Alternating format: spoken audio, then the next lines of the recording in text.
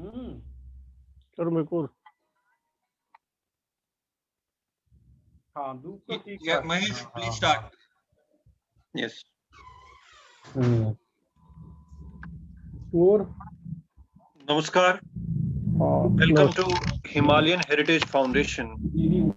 As all of us are aware that we have been going through a series of webinars since Swami Ram Jayanti, focusing on the aspects of Kashmir Shaivism. Then we moved on to various aspects of the cultural system, the ecosystem, the place consciousness of Jammu and Kashmir in the Himalayas. Then we switched over to the national security issues and the challenges which Indian nation has been facing post-independence and the genesis of the subversion.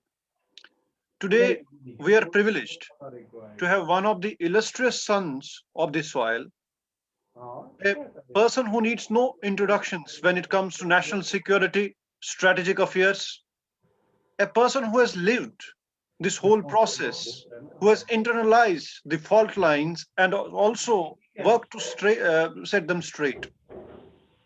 Captain Shiban Ketiku Saab is a pioneer, not only as a defense person, but as a person who has kept the tabs on the system that's going through and then awakening the Indian political class, strategic affairs, strategic experts about the challenges that we face in Jammu and Kashmir.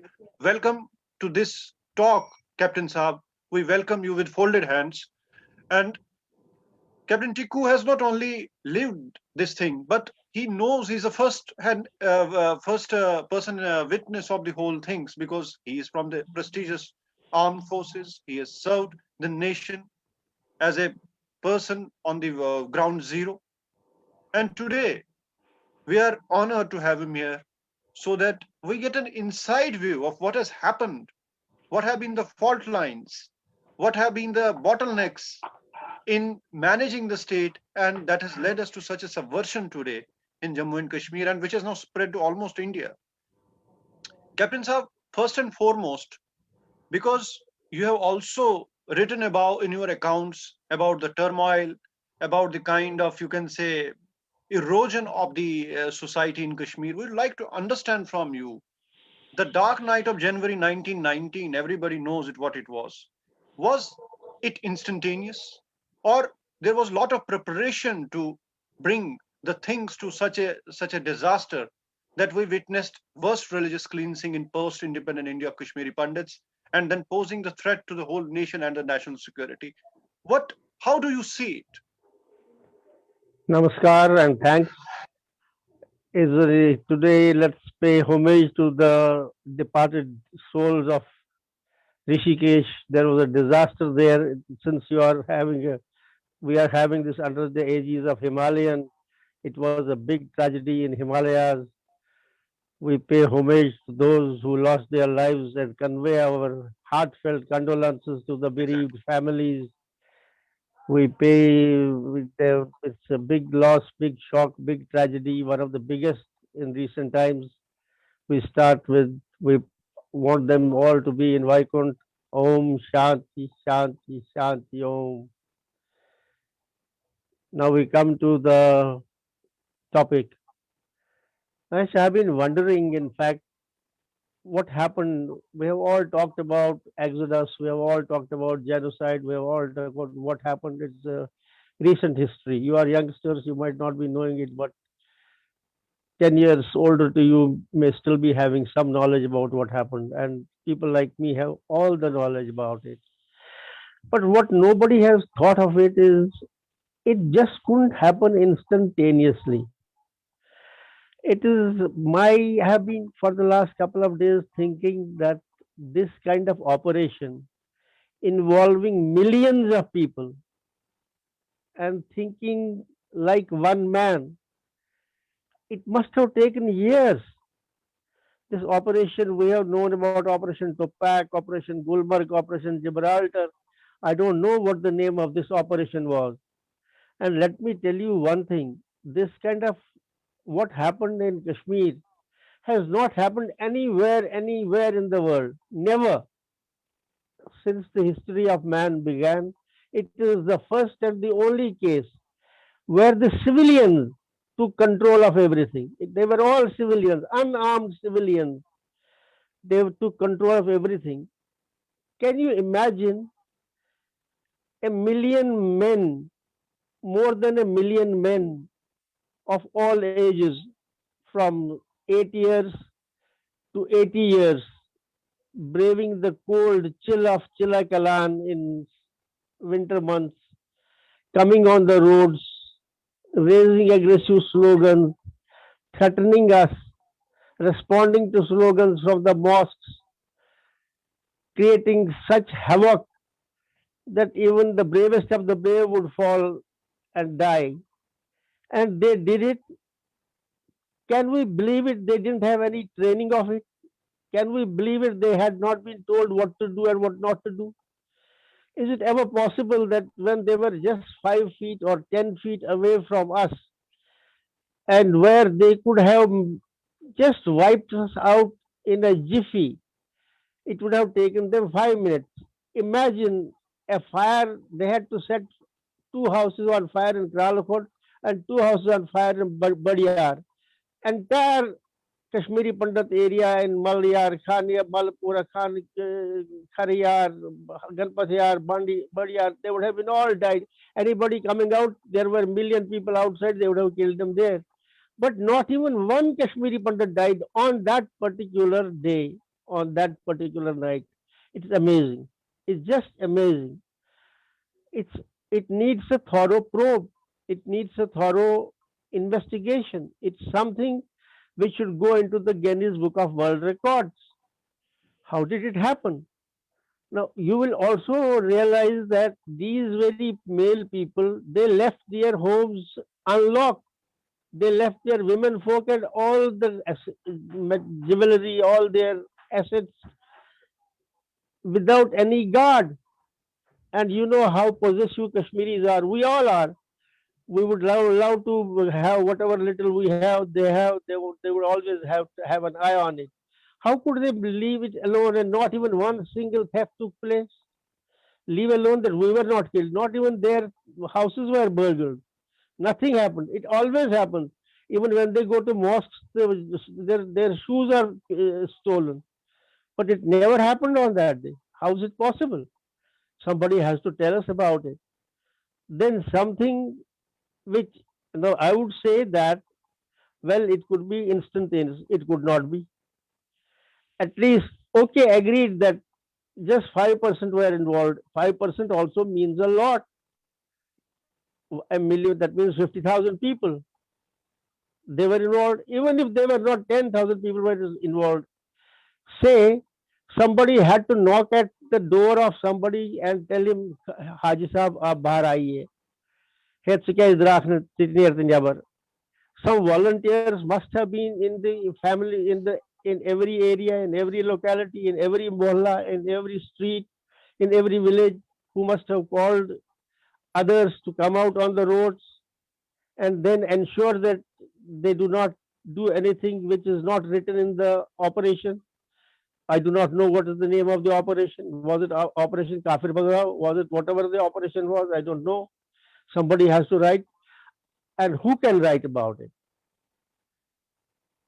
Either those who were directly involved were like Yasin Malik and company, and they are illiterate, unlettered fellows, they can't write. So forget about them. But there were others who were whom we present day terminology we call them OGWs, overground workers.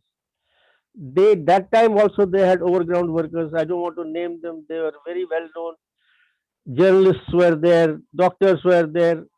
Some of them have been identified, and their names are appear in the books written by those who virtually ruled India, like Amarjit Singh Gullat, like Ved Marwa. They have mentioned the names of those journalists who were there, who involved in the Rubia Said transfer kidnapping case, and they were the ones who were mediating between the government and the militants. Means they were in touch with the militants. They knew whatever I don't call them militants, these terrorists, these jihadis, these Islamists, whatever they wanted to do, it's 100%.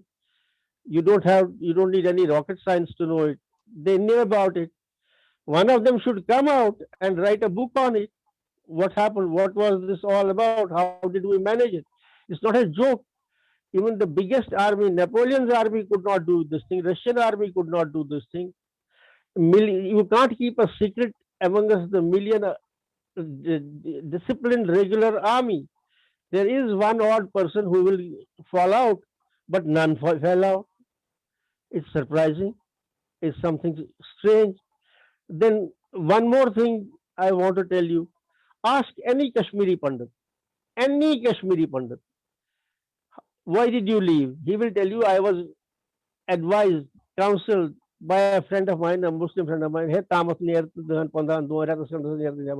There is not even one Kashmiri Pandit who will not tell you that he was informed by, he was advised, he was counseled by a friend of his, by a well-wisher of his.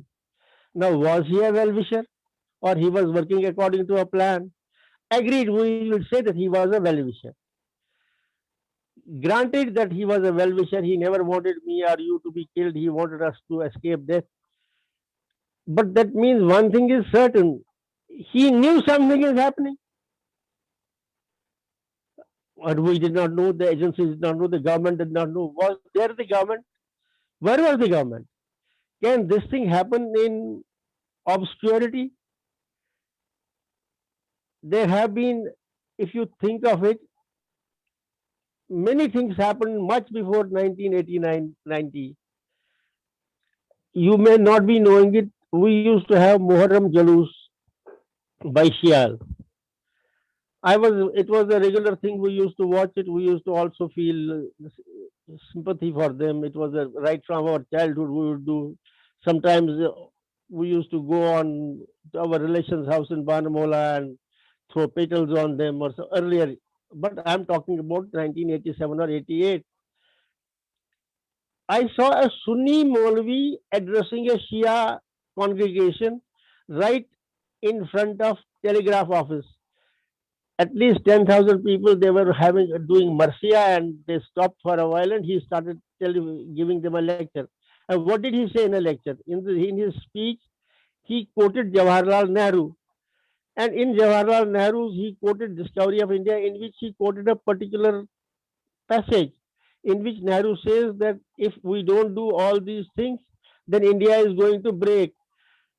10,000 people cried in unison, raising 20,000 hands. Ameen, Ameen, Ameen. It was scary. Was it a marsiya? What was happening? What's happening?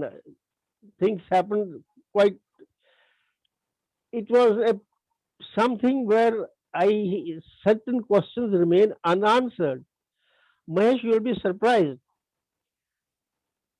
I went one day to SMHS Hospital, 89. And to my utter shock and surprise, I found graffiti on all the walls, inside the wards, outside the walls of SMHS Hospital, painted by a professional painter. It must have taken not days, not weeks, but months to paint it in regular paint by a professional painter. And what was written? Al Jamhuriya Islamia Sultanate Islamia Jammu and Kashmir. La Sharqiya, La Garbiya, Islamia. Like this. So many it was hospital. Can you believe it? And it was there. And then after a break, when the day Laskol was killed, I again went there. The graffiti was there. Nobody had, in fact, some more additions were made to it. Nobody even tried to remove it. Nobody even tried. It means somebody was. Where was the government? Where was who was that the part of it? It seems the entire society, whether it was government, whether it was non-government, whether it was professionals, whether it was police, whether it was judicial. I'll come to police a little later. They were all involved. They were silent spectators. I'll tell you something funny. The medical practitioners, doctors were involved. Can you believe it? They had taken all doctors are supposed to have taken a Hippocrates oath, and they just forgot that.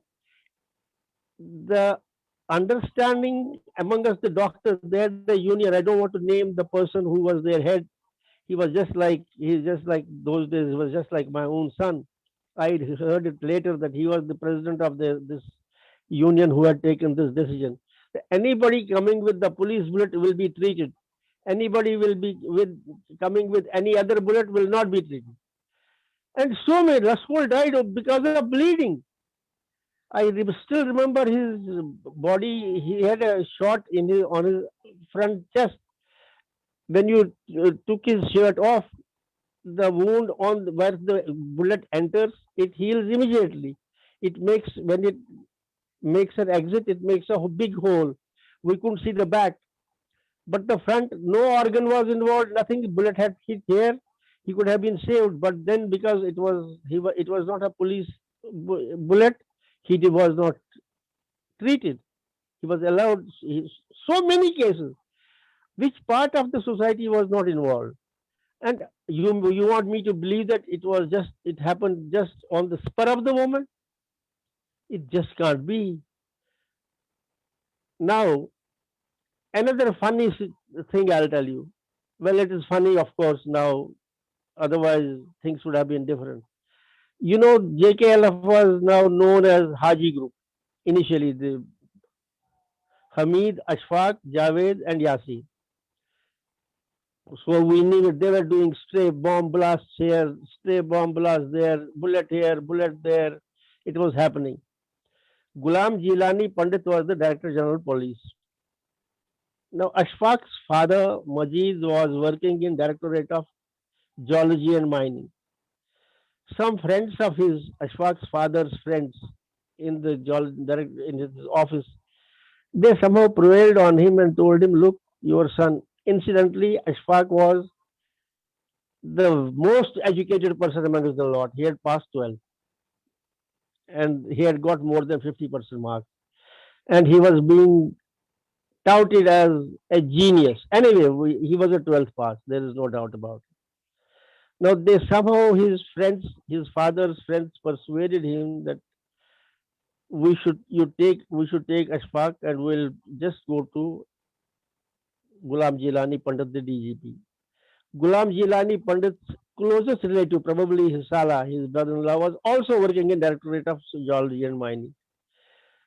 So it was organized. He was already on the hit list. Ashfaq was involved in a bomb attack on DIG Vatali's house. You must be remembering it. If you don't, that was much earlier. It was on the flood channel side. Vatali had made a house, and he was already. We didn't know who had thrown a bomb, but the intelligence reports were it was Ashfaq.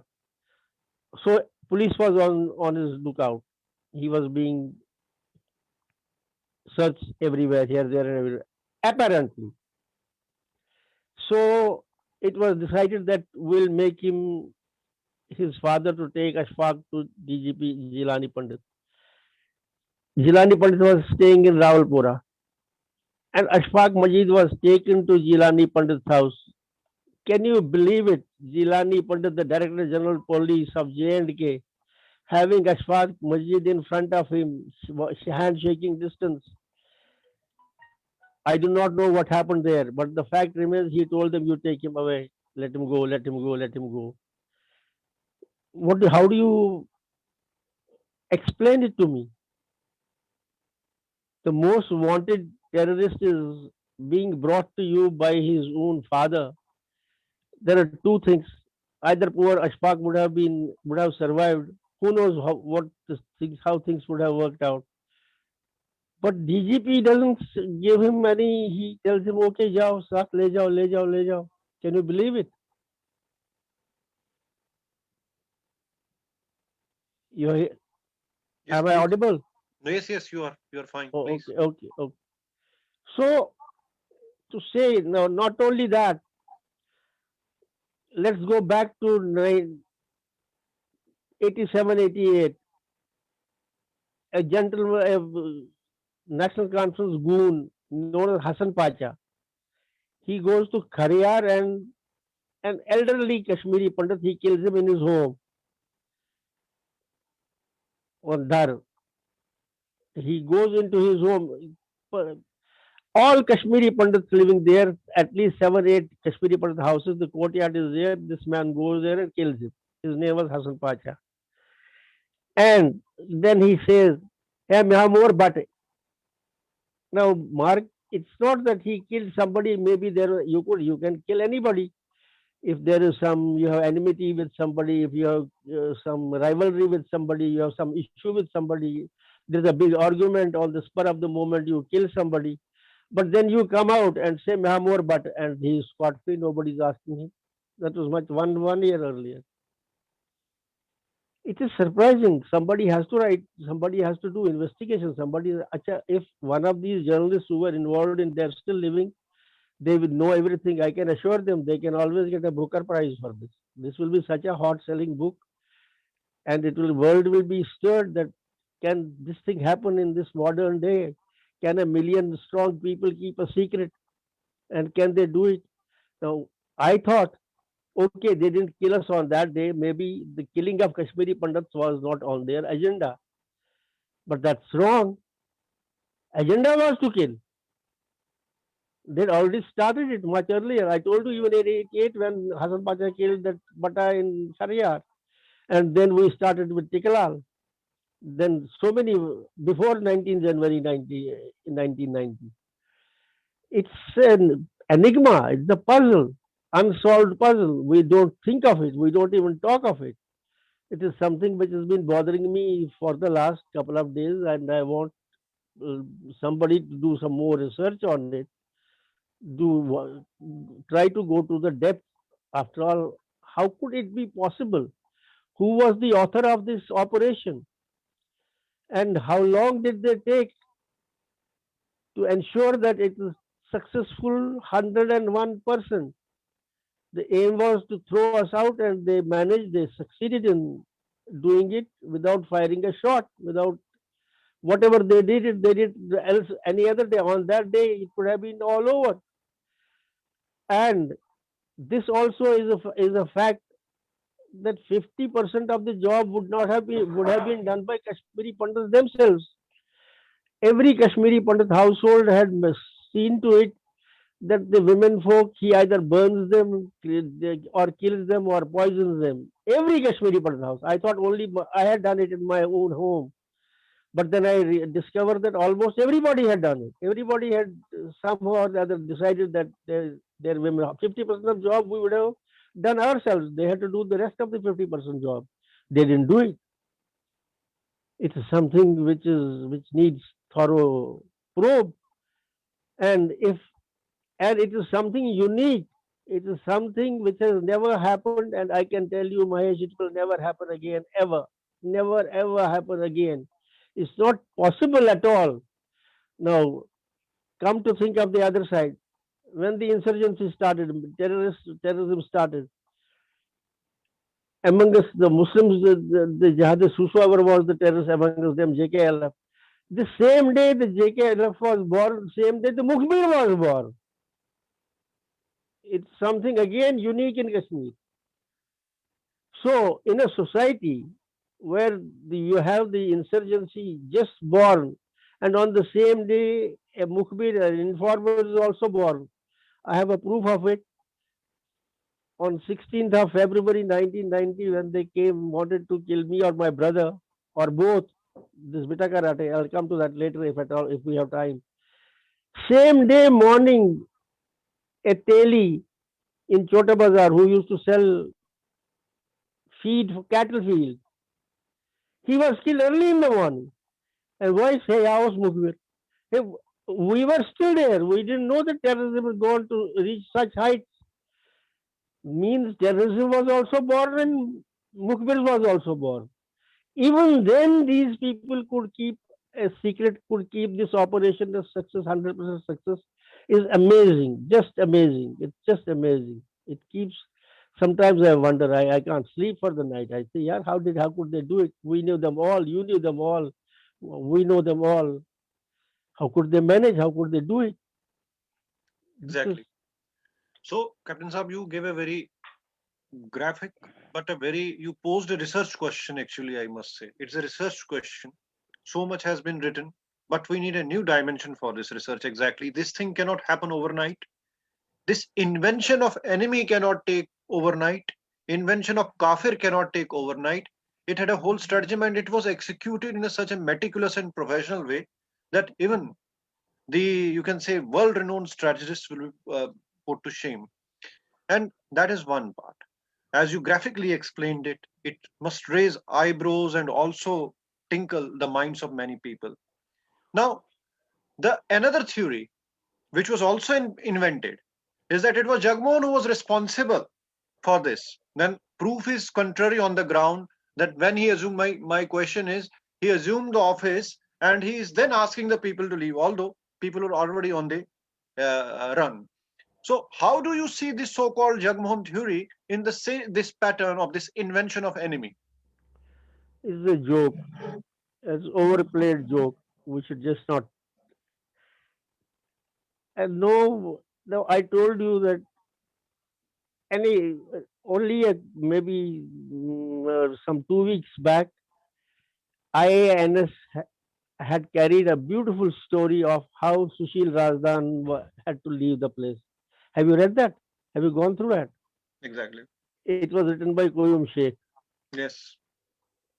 IANS, and it was widely circulated. It was Sushil Razdan whom I have seen. I know this boy. He's such a wonderful guy. He is being treated as a in Kashmir. He was being treated as Naib Khuda. He left the job in the Sher Kashmir Institute in his Jawahar Nagar. He was doing his practice. I have seen Muslim women coming and telling him, "Siddhi, I miss Fok." He was so popular, and it used to work. He used to give medicine, of course, Fok, but they would not take medicine. They would tell him, "No, you can't Fok this." And it's like, "Kalas Fok this." I have seen it with my own. That's how he stayed back. And then suddenly, after 10, 15 days of the mass exodus of Kashmiri Pandits, he writes, Koyum Sheikh writes, a friend of his, a doctor. I know the doctor, but I don't want to name him because Koyum Sheikh had not named him. He comes a very close friend of Sushil Razdan, who would lay, today also he can lay his life for Sushil Razdan, and Sushil Razdan can do the same thing for that friend of his. He comes to him, he tells him that you go quickly, just don't stay here for a day, you go, and he leaves the next day. You still want this Jagmohan question to be answered? It's just there. And I told you, show me one Kashmiri Pandit who was not advised and counseled by a Muslim friend. Try Ratastandas near, Haftastandas near, Dan Pandan Doan near, yet Kashi Korni Show me one who does not know. And what is the Jagmohan theory doing rounds? People, I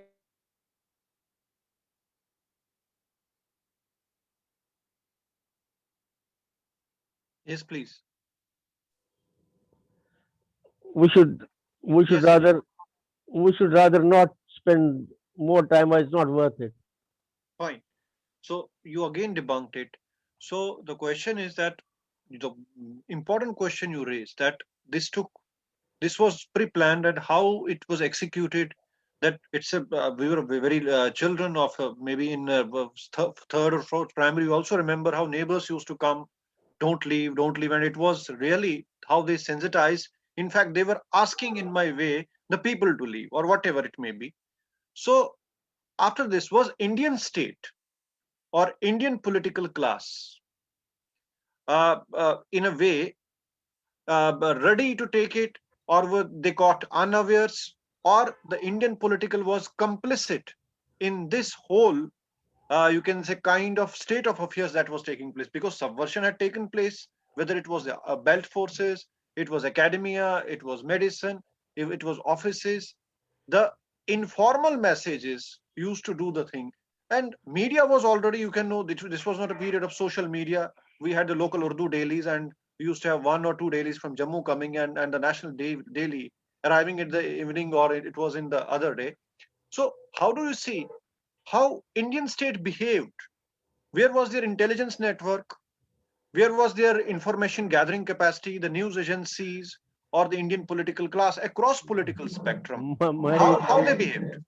The joke is that I call it subversion is the name of the game.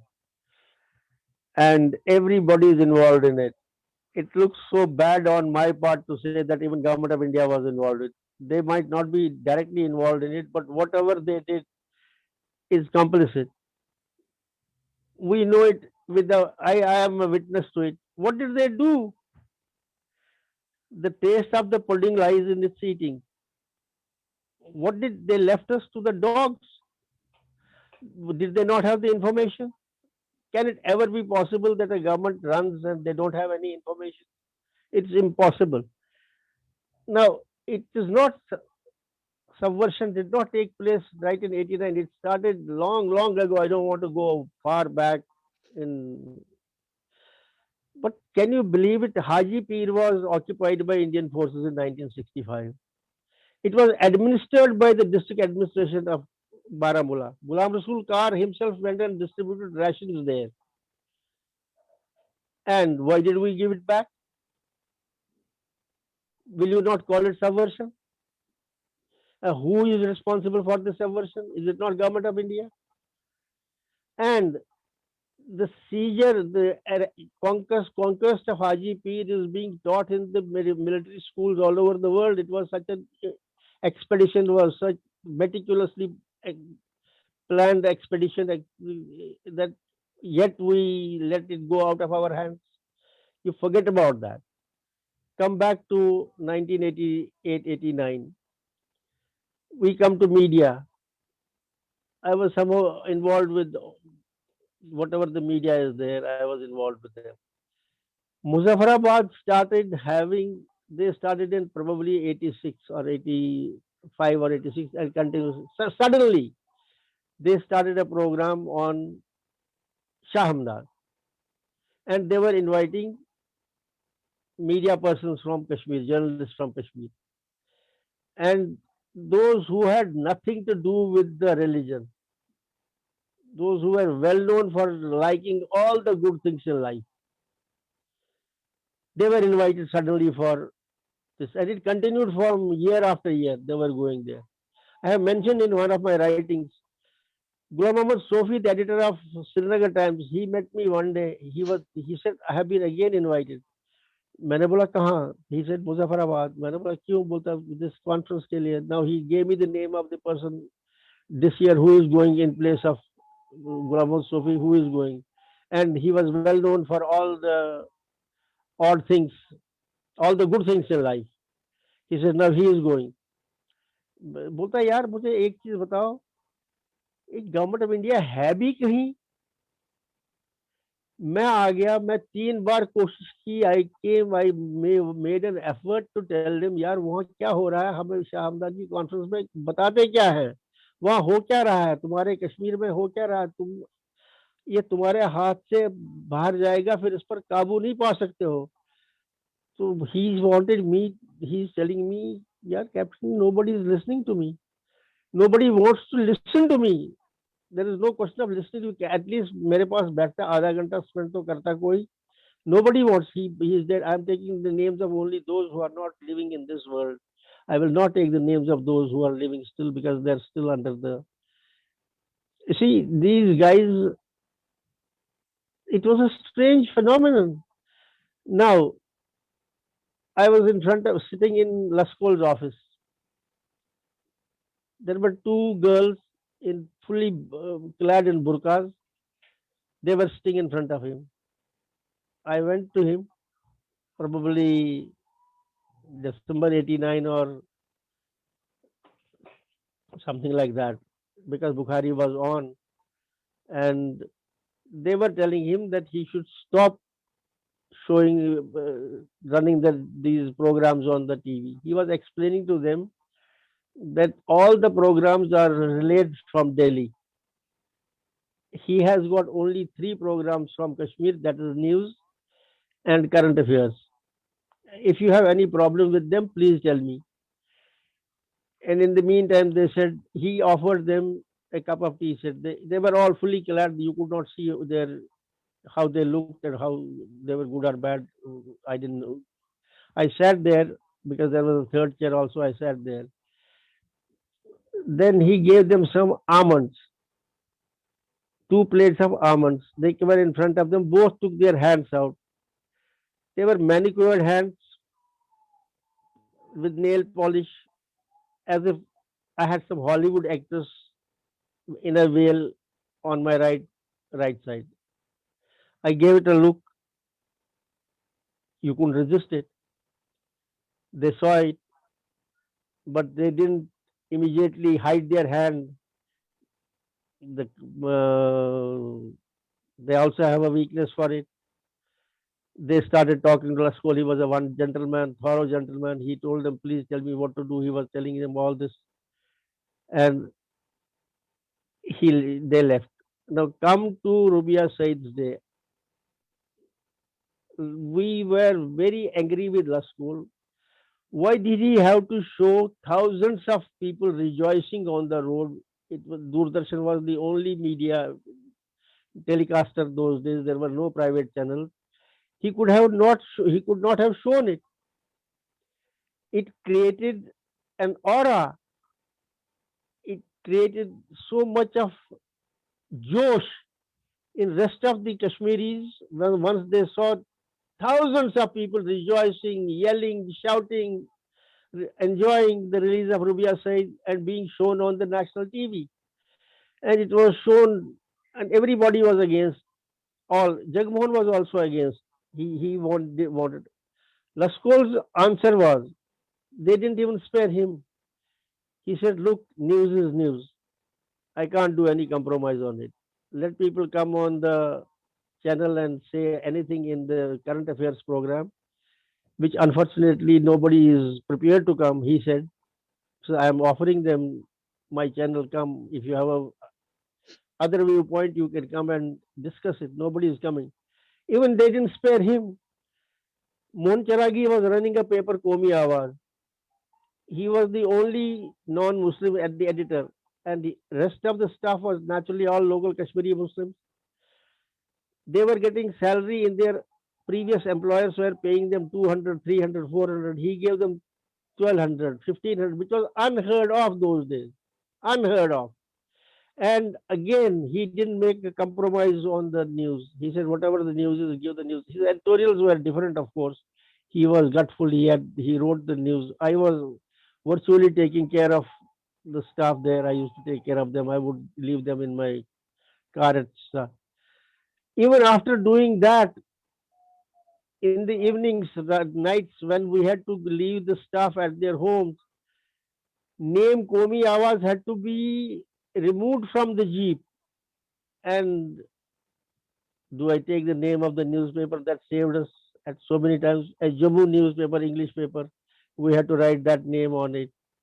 And that is how we were saved. Otherwise, had it been Komi Awaz, we would have been killed because one we had to leave one news editor in like Rambagh, another in Fateh Kadal, and on the, through while we're coming on through Zandar Mohalla, we used to find these terrorists with their AK-47 marching in the night, Jago, Jago, Subah hui, but they would see the car.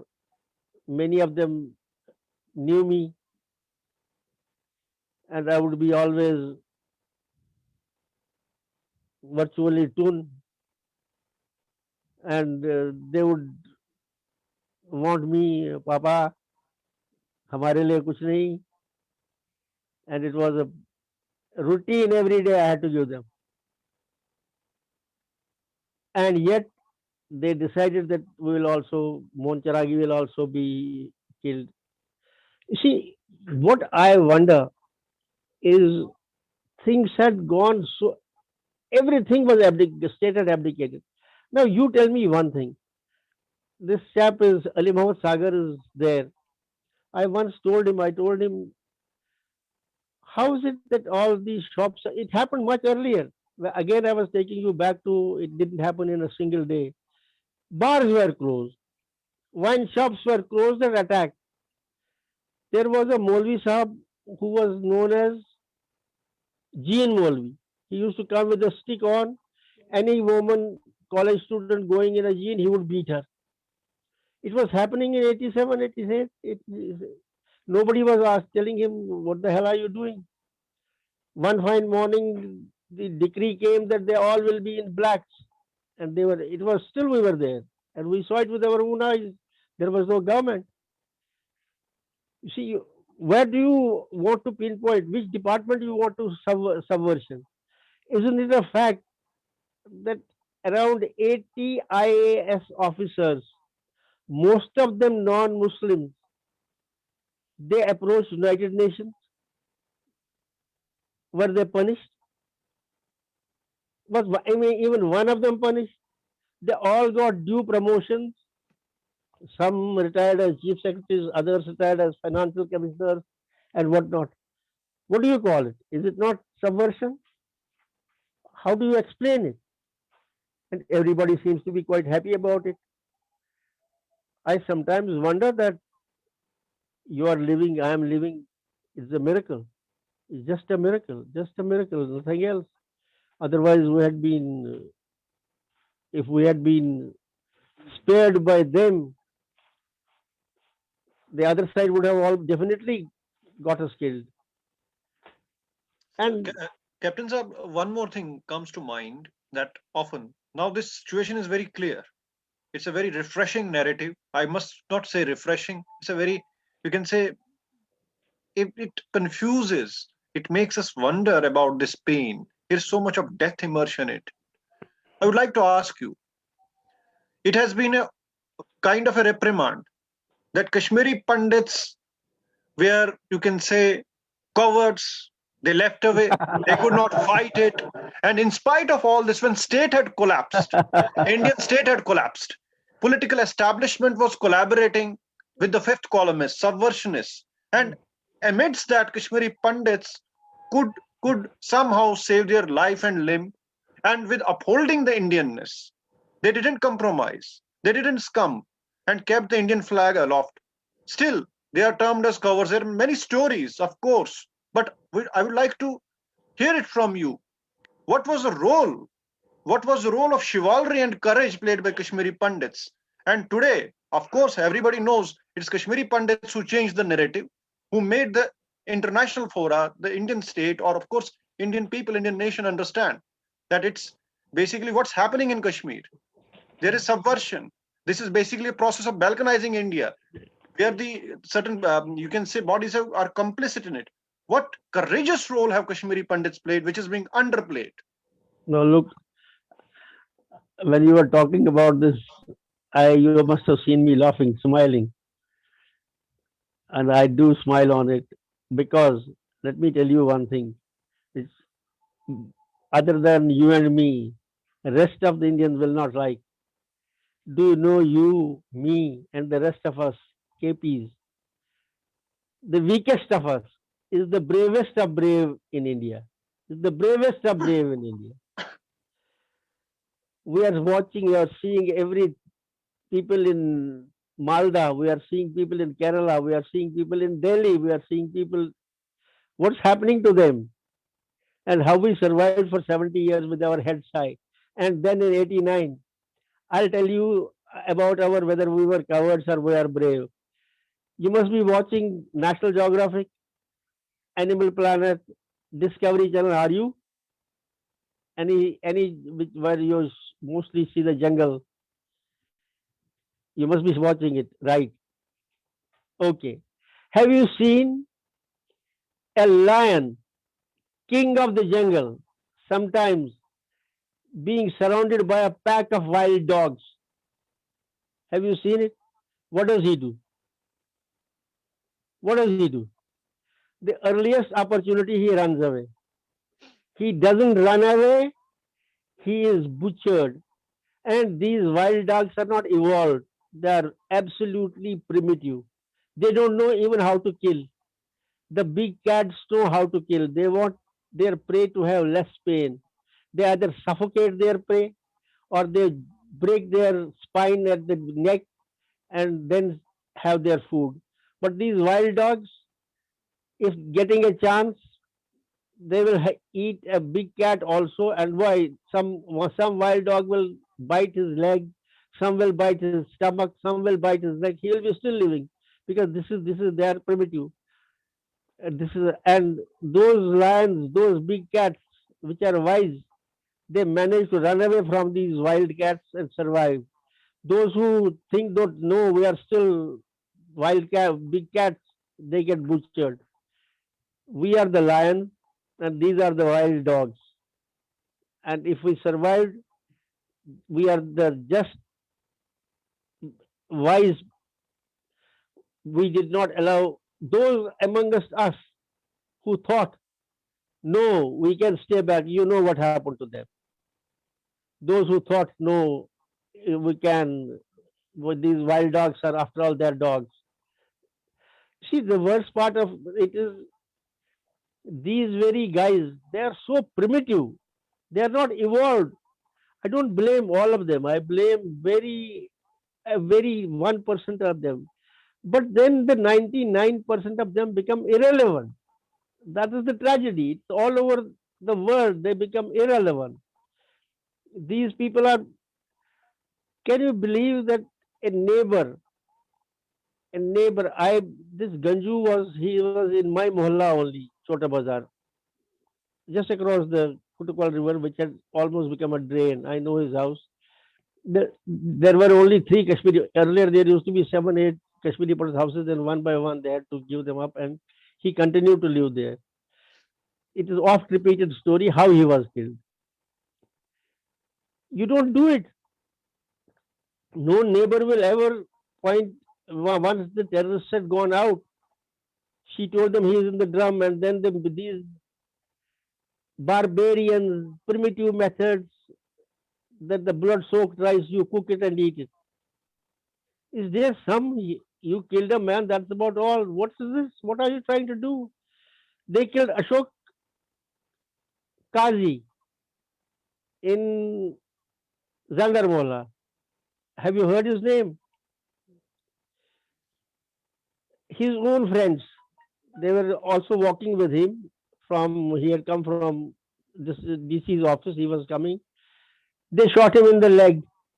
They shot him in another leg. They shot him and he fell on the ground. He said, give me some water. They pissed in his mouth. Can you believe it? Can any human being do it? Forget about that. In our own Kanikadal, Sapru, they didn't allow his dead body to be taken. Why go to that back on 4th of November 1989? Nilkant Ganju, district judge, he was killed in Hari Singh High Street. His dead body remained on the ground. They didn't allow anybody to pick it up for 3 hours. And when I talked, those were good old days. When I talked to people, I said, yeah, why did you kill him? He was a judge. He gave judgment. His judgment did not hang Makbul. It was district judges, unless and until it is confirmed by the High Court judge, it is no judgment. And the judge who confirmed this death sentence was Murza Fazal Ali. He was a Muslim. Why didn't you kill him? There were 96 witnesses. All the 96 witnesses were Muslims. One of them was the DG Pir Ghulam Hassan Shah. Why didn't you kill him?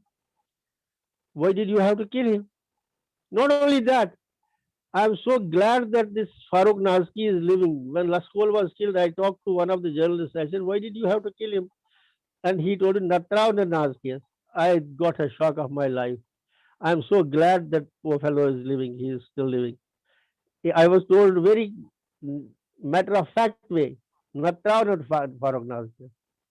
But Farooq Nazki had to be left. Laskol had to be killed. Nilkant had to be killed. Rest Murza Fazal Ali had to be spared.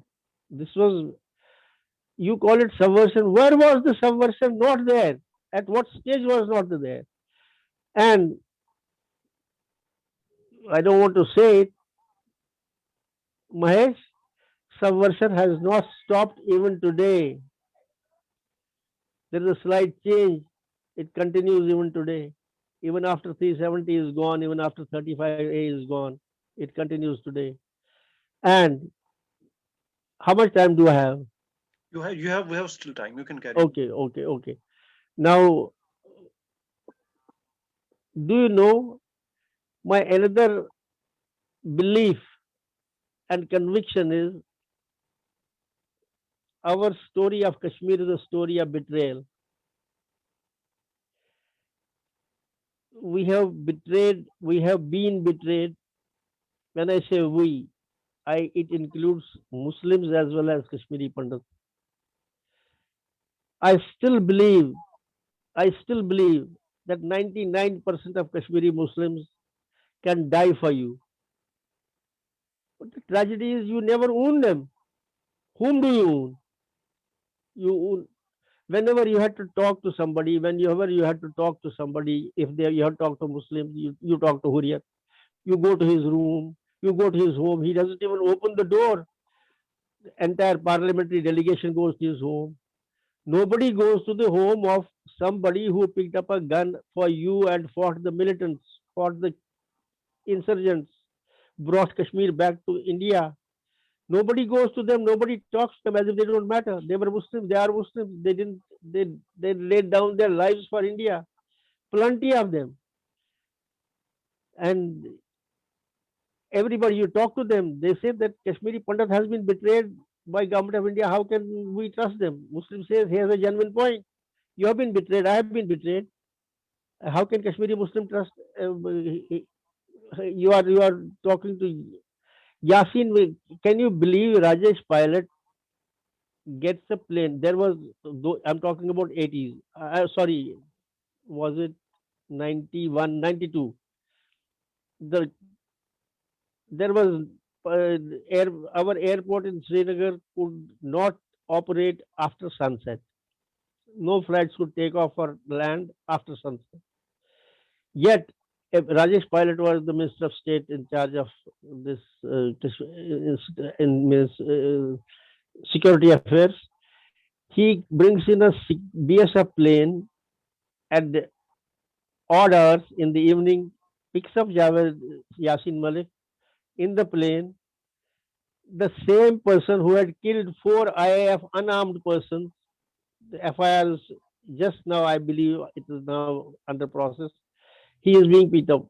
What what are you trying to? What message are you sending to people of Kashmir?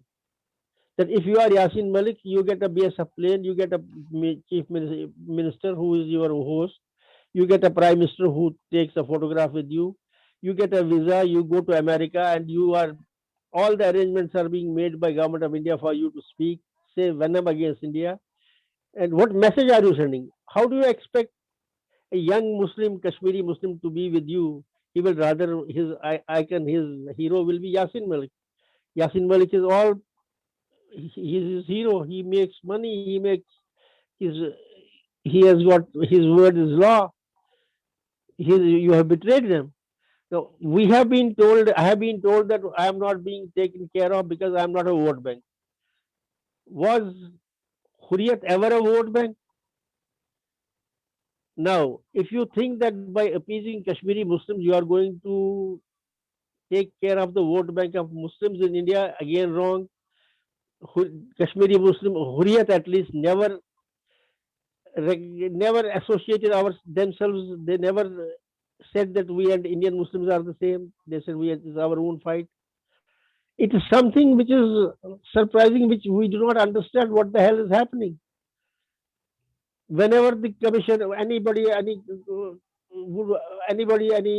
delegation will come, the first people to talk to should have been Kashmiri Pandits, the victims of the genocide, victims of this whole Kashmir problem. But nobody talked to us. Yet they were always knocking at the doors of Hurriyat, who killed so many people, who did all these things. Why? What's happening? Not only the opposition, but even the government. And how did you sign this agenda of alliance with surrender document with Mufti Muhammad Saeed? And those who did it, have they been punished? Why are you there to surrender at every time? I feel ashamed the way Indian army personnel have been ridiculed, humiliated, insulted during these days. When if they had been earlier insulted, it would be okay. But these days, it was a shame. It's a shock. How can you accept it? I can't. At least I can't accept it. It's a very shocking So, situation. Captain Saab, what is clearly understood from your argument is that there is a premium for jihadi separatism and humiliation for Indian nationalism in Jammu and Kashmir, and that has been internalized by the Indian policymakers across the political spectrum. So, in such a scenario, in such a subversive scenario, if we come to the Kashmiri Pandit question, now we have been able to survive, as you rightly said, with your argument, with the rationale, with the eyewitness account of your on being on the ground zero, and now over the years, the things have developed after the abrogation of 370, 35A or neutralization of it, and the partial reorganization of the state. What, in your opinion, will be a time tested guarantee for the non refoulement of Kashmiri Pandit genocide, reversal of the religious cleansing in the times to come? Because the struggle has not ended. Generation after generation, where our grandparents heard that, parents heard that, we are hearing, and next generation is also hearing. And it's the people who have held the Indian flag, who have been for the nation, they are termed as migrants in their own country for being the nationalists instead of internally displaced people, as if they went out of their own volition for like nomads from one pasture to another to graze their cattle. So this is a trivialization of genocide, denial of genocide. Denial of genocide is a double genocide, we understand it. But in this state of affairs, when there is such of, you can say, Indian state and nation, Indian state is in conflict with Indian nation, we hold this conviction due to subversion, as you rightly said. What in your way is the time tested guarantee in future, or what's your opinion on the reversal of genocide, how it can be functionalized? You see, it's a $1 million question, and it has an answer. But before that, I'll tell you something. Just we recently had the DDC elections. I'll come to your question a little later, just a minute later. We had the DDC elections, and there was a Gupkar alliance or whatever you call it.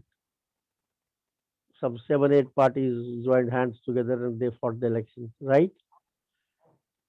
Now I'm talking about today, what's happening today, right today.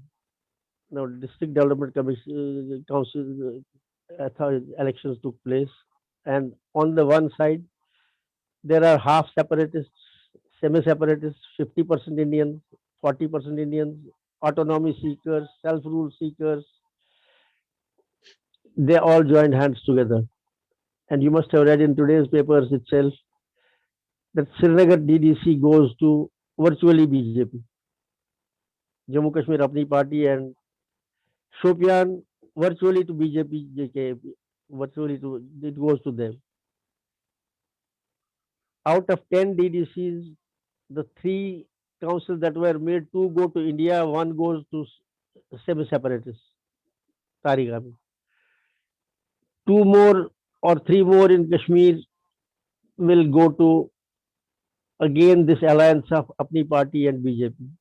Out of 10, if 5 go to virtually BJP, virtually, or Apni Party, and yet you talk to the other group, and yet you talk to give them all the facilities, yet you give them all the privileges, how will you explain it to the common man who voted for these Apni Party and BJP? How is it that Mehbooba Mufti is given, she is given a crore of rupees is spent on her security? How is it? Forget about it. You have to take care of the changing situation, changing the scenario. You have to see what Kashmiris are now thinking. You will be having DDCs. They will not be represented by NC or PDP at all. They will be represented by pure, absolute, pure Indians who are not wanting you to bring back Article 370 at all, who are right. Now, question of Kashmiri Pandit. It's a very, very difficult. Let me tell you one thing. I have been, when the counter-insurgency took place, I had in 1992 when Narasimha Rao was Makhalal Potidar was also, there was a meeting. I was also invited, and I will spend just 30 seconds on it. I told them the things will change in Kashmir only when Kashmiri Muslim will change the direction of the gun. Otherwise, no army, nobody can do it. And when in 94, 95 it happened, I immediately joined them. I was the only person. I don't have to say it more. It's now history. So there is enough lot of love for us even today, but it's not advisable to go to Kashmir at this time for Kashmiri Pandits at all, unless and until some kind of security and mass is provided. It can be provided in a geographical sect, in a geographical area, carved out. And I can tell you that my guess is that lot many locals, those I mean local Kashmiri Muslims, they would love to be part of you sooner than you think. I give a outer limit of 10 years when we will be all, they will be with us. When we hoist the national flag, they will hoist the national flag. When we celebrate the India's victory on a cricket match, they will celebrate the victory of cricket match, but not immediately. They also need, they want to test government of India. They don't trust, and genuinely they don't trust.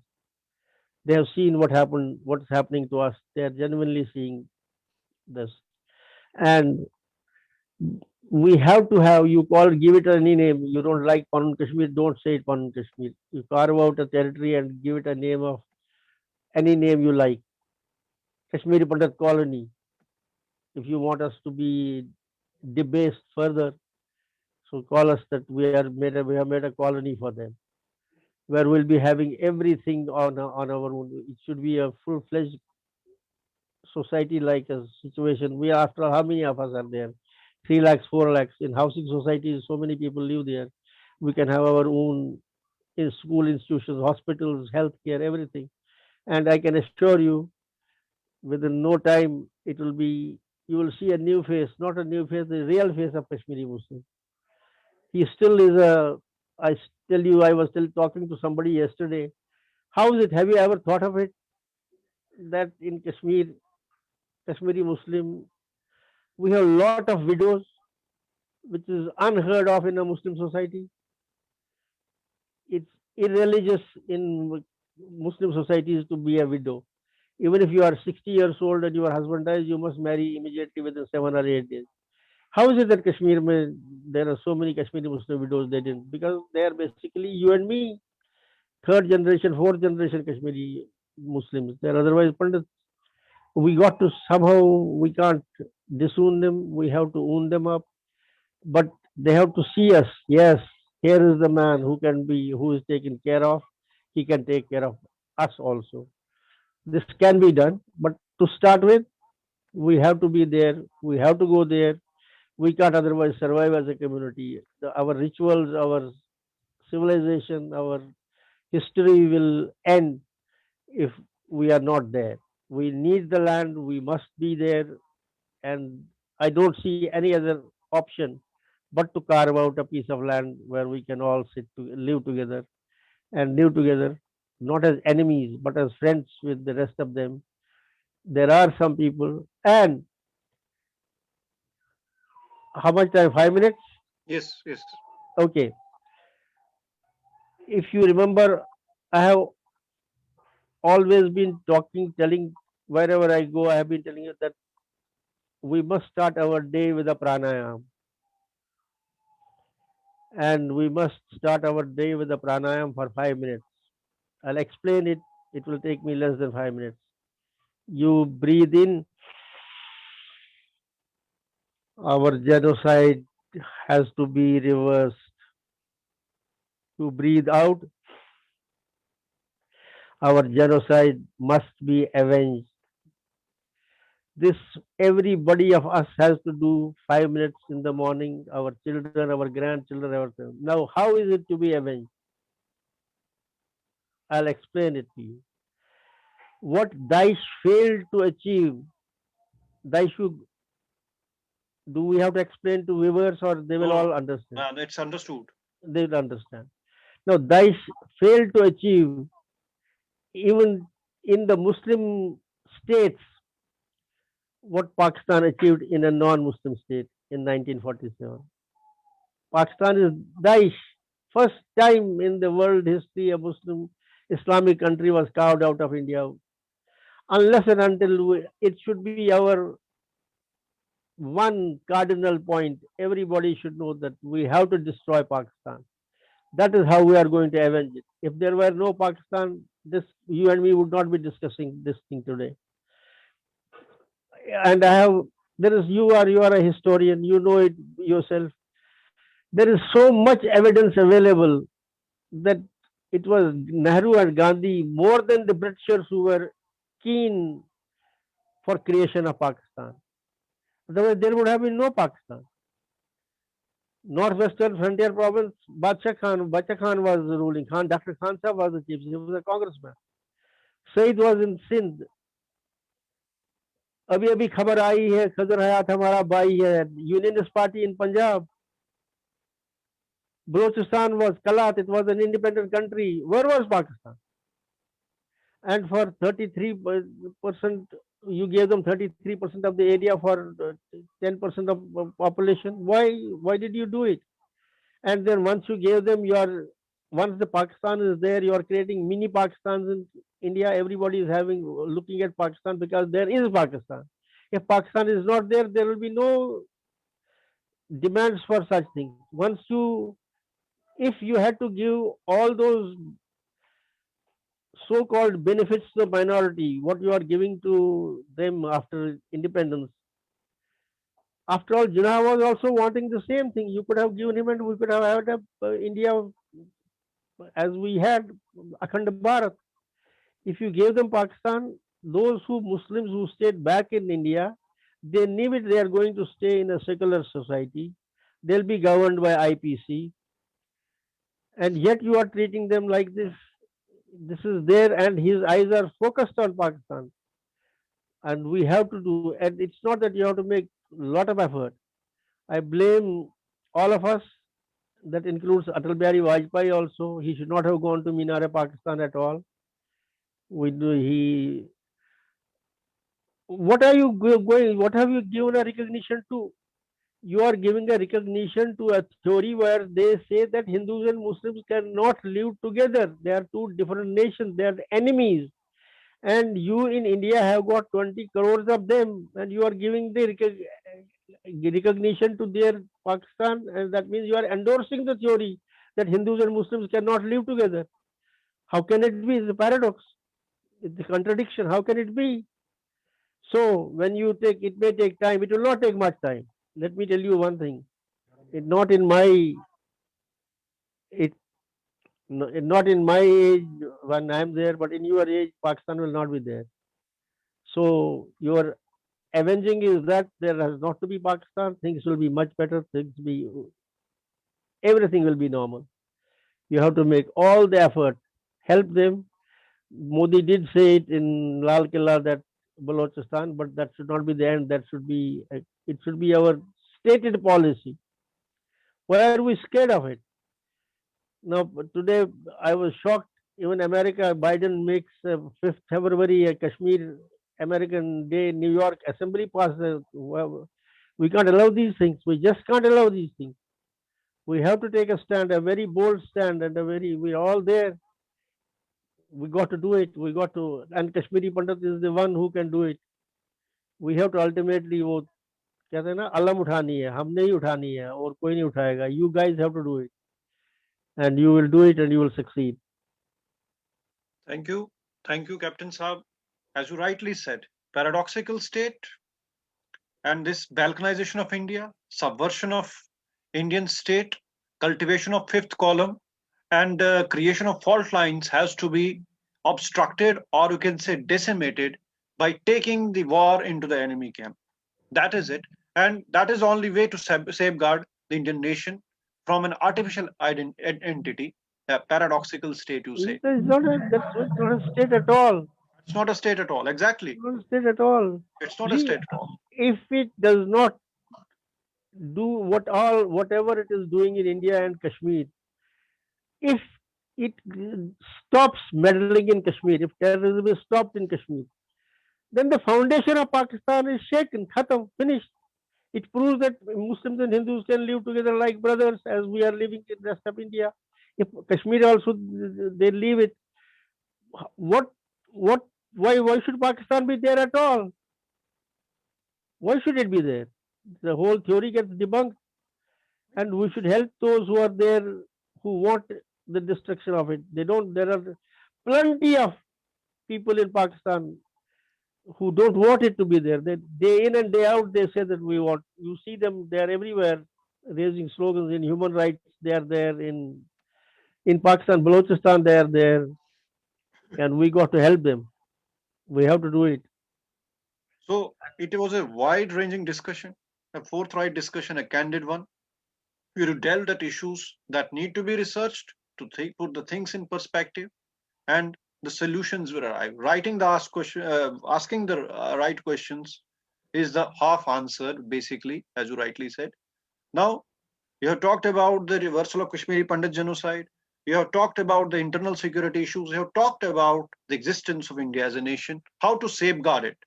As a strategist, as a thinker, as a person who has served the defense forces, who has seen many permutations and combinations.